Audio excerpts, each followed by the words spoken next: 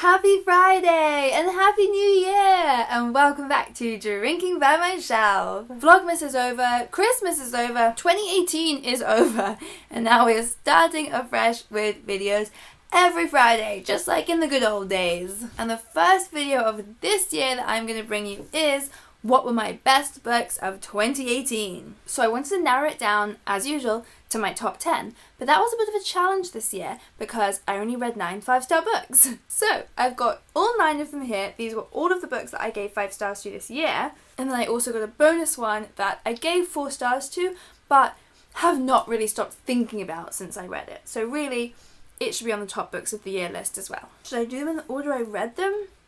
Or just the order I picked them up? I'm going to do them just the order I picked them up. Which means my first 5-star book of the year is The Secret History by Donna Tartt. Oh, I forgot how smooth this cover is. It's so matte. It's lovely. So this is a completely bizarre book, if we're being honest. This is one of those books that does the fun thing I love, where it opens with you knowing a dramatic thing that's going to happen, and then you watch it build up to that point.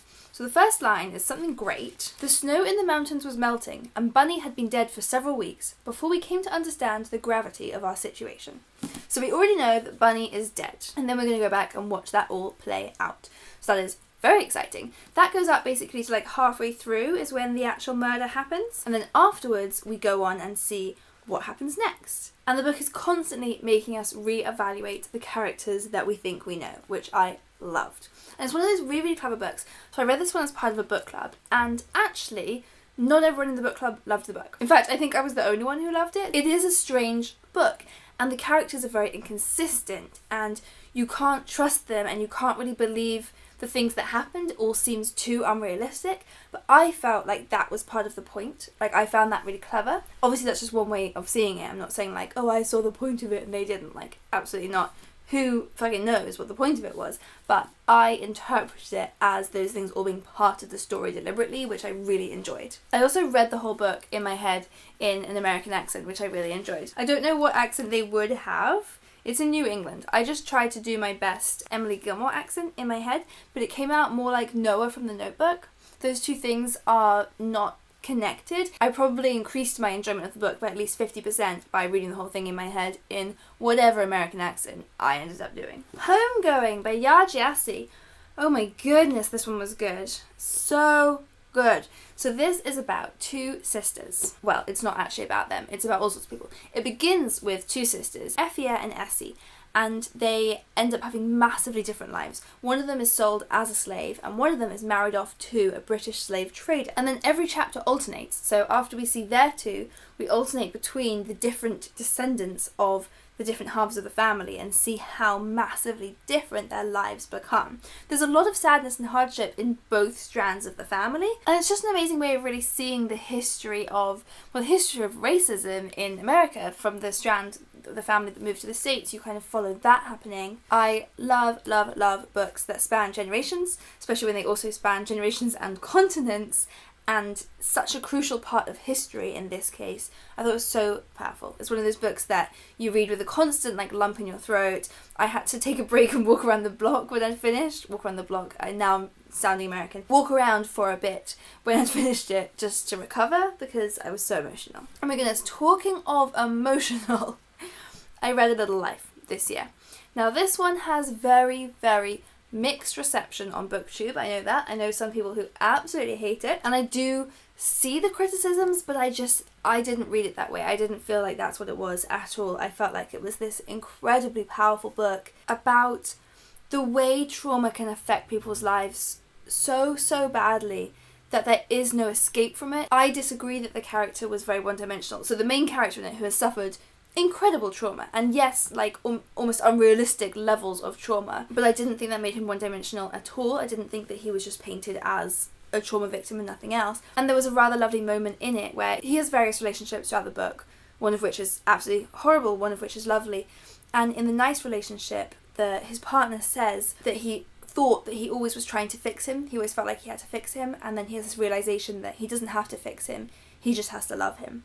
And I just completely adored that. I thought that was such a great sentiment. And I think that's where I draw the hope, is that even in the absolute direst of conditions, life can still happen and love can still happen and friendship can still happen. I think that's where I drew the hope from this book. God, I'm so intense. Have some more wine, Emma, and shut up. I loved it. I really, really loved it. It's one of those books that, despite the fact it's over 700 pages long, and I was very reluctant to read that many pages, I would actually read this one again.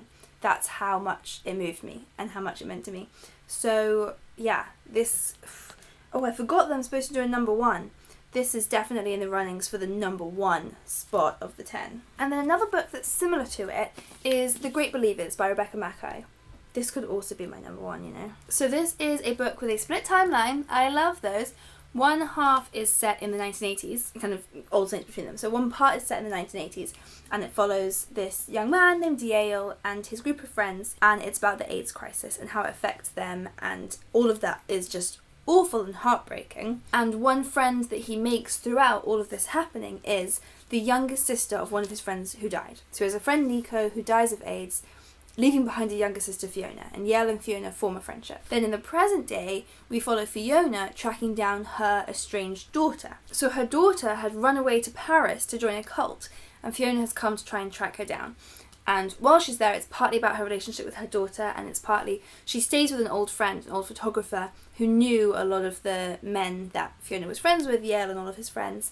And so she re-explores that period of her life and how that affected her and affected her relationship with her daughter.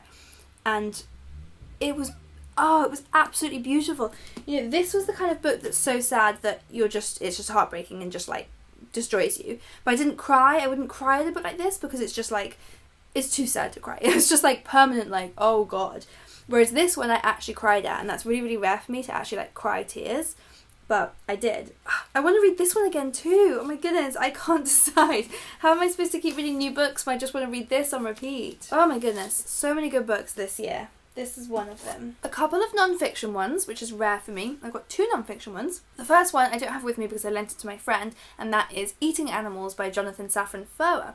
So I read this one, this is probably the first book I read of the year, pretty much. I read it right at the beginning of January. And I read it to inspire me for my goal, which was to go vegan by the end of 2018. So I read Eating Animals, and instantly after reading it, I just lost all desire to eat any animal products. It became easy after that because it's so powerful. Whether it's for animal rights reasons or environmental reasons or even like your own health reasons or economical reasons, like it's just so many reasons why we should stop eating animals and eating animal products and keeping them in factories, and all of that is just incredibly, incredibly persuasive. And what I thought was so good about it is it's written in a totally non-judgmental way as well, because it's his journey along the way. So Jonathan Safran Foer had kind of gone in and out of being vegetarian, so along the way he really does see every side of the argument, and he interviews a lot of people, and I thought that was great. So it didn't feel at all judgmental or like it was a deliberate, persuasive, you should be vegan argument. That isn't how I felt it at all. And for anyone who has even slightly considered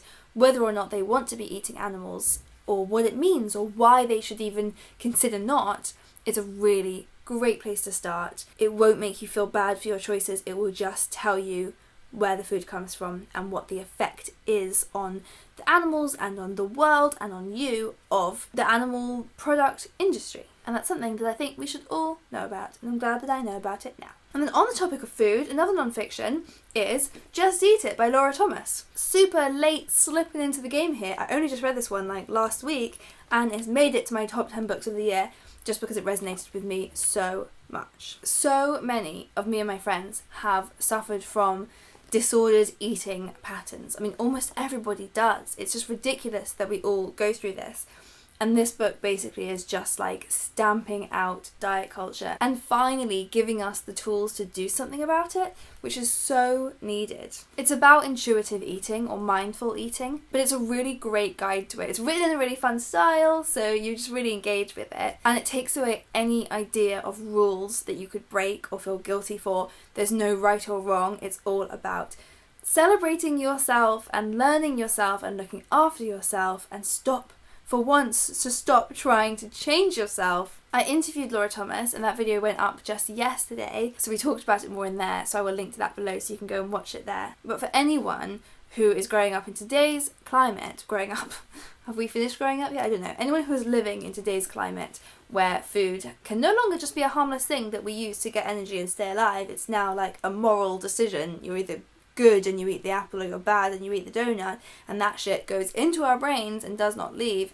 For anyone who is struggling with that, this book is just an absolute breath of fresh air. Okay, oh god, every time I see the next book on the pile, I'm like, oh god, that book was good. This is Everything I Never Told You by Celeste Ng.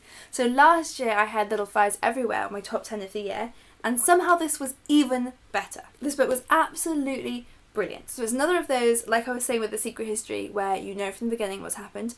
So you know from the beginning that the oldest daughter of this family has been found drowned in the lake.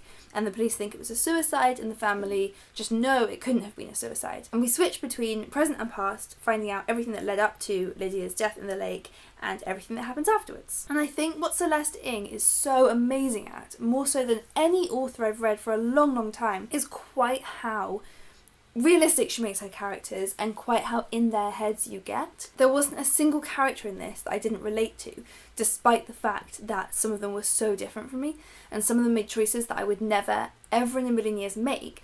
But the way that she tells the story, she puts you so into their head, so firmly into their head, that anything they say, you understand, which is just genius. It's about love, and the ways that we show love that can be so destructive. The character that stuck with me for the longest in this book was actually the mother of the family, and she's the one who does a lot of really harmful things, but she's stuck with me because everything she does out of love, even if she does it really misguidedly out of love. That's not even true. Not everything she does is out of love. She does some things totally selfishly, and I also really empathise with her for that, because God, being a mother sounds exhausting. You're sort of expected to be this selfless, perfect person, and she doesn't always want to be. So I empathised with her when she was selfish, I empathised with her when she was trying to do the right thing with her children, and she just kept causing so much damage.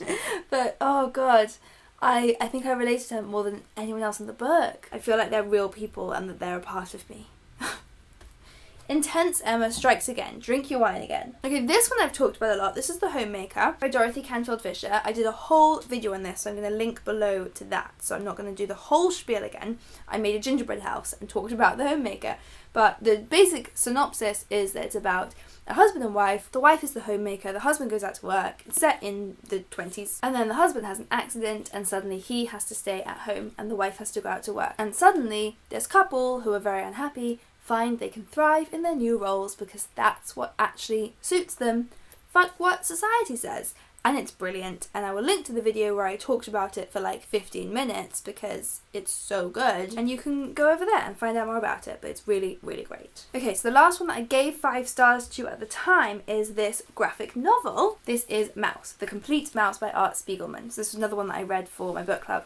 And yep, continuing the theme of sad books, I think you can tell this is about the Holocaust, so not a cheery topic. It was amazingly done. So all of the Jews in the book are depicted as mice, and then we have the Germans as cats. It really hammered home to me the complete dehumanization that went on. And I kept having to put it down and breathe because I couldn't believe how much they had taken their humanity away from them and how much they didn't see them as humans. And it worked really well having them depicted as mice. Obviously the Germans weren't depicted as humans either, but it was based on quotes where they had talked about the Jews as rodents, and it made me feel sick. It made me feel very, very sick and very, very sad. So the framing story is Art Spiegelman, his father in real life survived the Holocaust.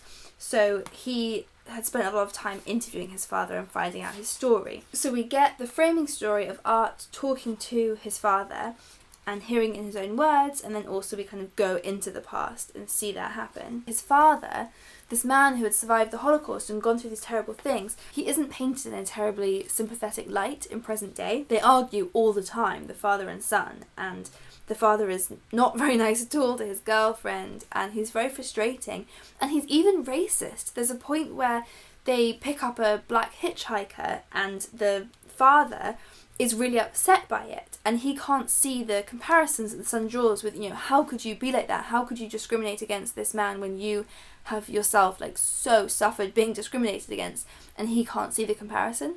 and he finds the comparison offensive, which is interesting, seeing how someone could become so stuck in their way of thinking despite having lived how destructive it is people having that kind of thinking. It's kind of depressing, really, showing how we don't learn from our mistakes. Yeah, read it if you think that you can. But if you think that you can, definitely do, because it was very, very good. Well, this has been the least cheery top 10 books of all time ever.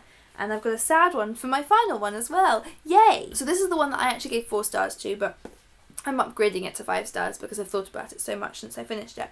This is Tinman by Sarah Winman. So this is hands down, the best portrayal of bisexuality that I have ever read. And it's about this man. It's set in Oxford as well, which I love. I love books set in Oxford. So it's about, well, the first half of the book is narrated by this man called Ellis. And he has recently lost his wife. And he's also just living in Oxford by himself. He's missing his childhood best friend, Michael. And we see the kind of backstory of his mother, who had been this great, vibrant woman who had defied his father, eventually divorced his father, and inspired a love for art in Ellis. So Ellis had always wanted to be a painter, but his father had never allowed him to, and now he isn't a painter. So now he's this lonely, middle-aged man living in Oxford without his wife and without his best friend, and cheery, huh? And the second half of the novel is narrated by Michael, who is the childhood best friend. And from Michael's perspective, we see the romance that almost developed between Ellis and Michael. So Ellis ended up marrying this woman called Annie.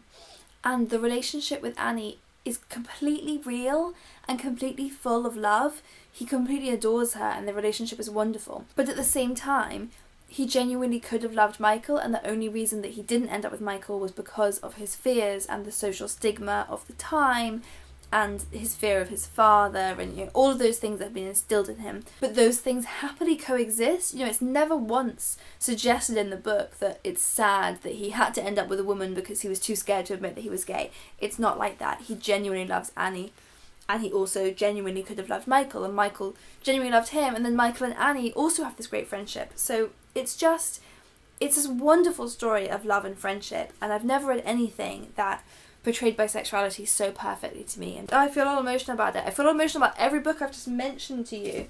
God, what a sad video to start 2019 with. Did I mention a single happy book in there? Cool. I'm gonna go and cry now.